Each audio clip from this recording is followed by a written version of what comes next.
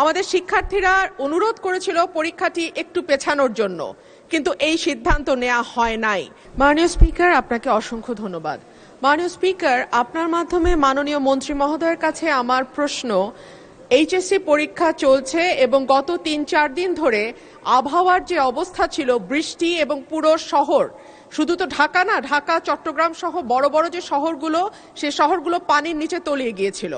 আমাদের শিক্ষার্থীরা অনুরোধ করেছিল পরীক্ষাটি একটু পেছানোর জন্য, কিন্তু এই সিদ্ধান্ত নেওয়া হয় নাই এবং যে কারণে আজকে আন্দোলন হচ্ছে, ঢাকায় আন্দোলন হচ্ছে।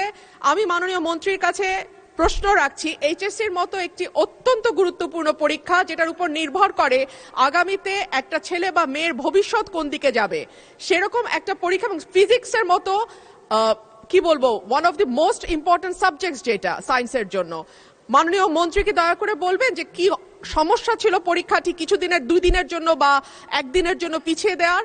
ধন্যবাদ মাননীয় স্পিকার। ধন্যবাদ মাননীয় সদস্য। মাননীয় শিক্ষামন্ত্রী। মাননীয় স্পিকার, আপনার মাধ্যমে মাননীয় সংসদ সদস্যকে অশেষ ধন্যবাদ। পরীক্ষা আমরা নিয়ে থাকি সারা বাংলাদেশে। এসএসসি পরীক্ষায় প্রায় 2700 সেন্টার রয়েছে এবং 64টি জেলায় এই 2700টি সেন্টার একত্রে পরীক্ষা শুরু হয়। ইতিমধ্যে আপনারা শুনেছেন যে চট্টগ্রামে যখন এই ফ্লাড হলো, তখন আমরা একে একে প্রথম রাঙ্গামাটি, বান্দরবন, পরে আমরা খাগড়াছড়ি এবং এরপরে আমরা চট্টগ্রাম পুরা বোর্ডের পরীক্ষা আমরা বন্ধ করে দিয়েছি। আমরা লক্ষ্য করেছিলাম বৃষ্টি হচ্ছিল এবং আমরা মনিটরিং করছিলাম। সেই সাথে মনিটরিংয়ের সময় আমরা 64টি জেলার এসপি এবং 8টি বিভাগীয় কমিশনার এবং প্রত্যেকটি বোর্ডের চেয়ারম্যান, ইউনো সকলের সাথে আমরা কথা বলেছি এবং ওয়েদারম্যান আমরা ব্রডকাস্টিংয়ের জন্য তাদের সাথেও কথা বলেছি। তারা বলল যে বৃষ্টি হবে না, সেই কথাটি তারা বলেছে। বিকেল 5টা পর্যন্ত আমরা বসে থেকে সিদ্ধান্ত নিলাম যে সকলেই বলল যে ওয়েদার ভালো হবে, সেই জন্য আমরা পরীক্ষা রেখেছি। সকালে ঘুম থেকে উঠেই দেখতে পেলাম কুমিল্লা সরকারি মহিলা কলেজের মাঠ পানিতে ভরে গিয়েছে। সাথে সাথে আমরা মেয়র সাহেবকে, ফায়ার ডিপার্টমেন্টকে, পুলিশকে, ডিসিকে বললাম যে এই পরীক্ষা কেন্দ্রে স্থানান্তরিত করার জন্য। তারা তখন সকলকে নৌকায় করে ওই স্কুলের 5তলা ভবন, সেখানে নিয়ে পরীক্ষা তারা নিয়েছে। আমরা সেটা দেখেছি তাদের দুর্ভোগ। তাছাড়া বাংলাদেশে, সারা বাংলাদেশে আমরা ডিসিদের সাথে কথা বলেছি এবং ইউনিয়নের সাথে, তারা বলেছে যে কোথাও পরীক্ষা কোনো রকম দুর্যোগ ঘটেনি, একটি শুধু কুমিল্লা মহিলা কলেজে ঘটেছে। এবং সেই সাথে ফিজিক্সের প্রশ্ন 6 এবং 7 এই 2টি প্রশ্ন ভুল হয়েছে। মাননীয় স্পিকার, আমরা দায়িত্ব পেয়েছি মাত্র 4 মাস। কোশ্চেন মডারেটর, আগের কোশ্চেন মডারেটর কোশ্চেন করেছিল। আপনি জানেন যে কোশ্চেন মডারেট করতে হলে এই প্রক্রিয়াটি 2 বছর আগে থেকে শুরু করতে হয়।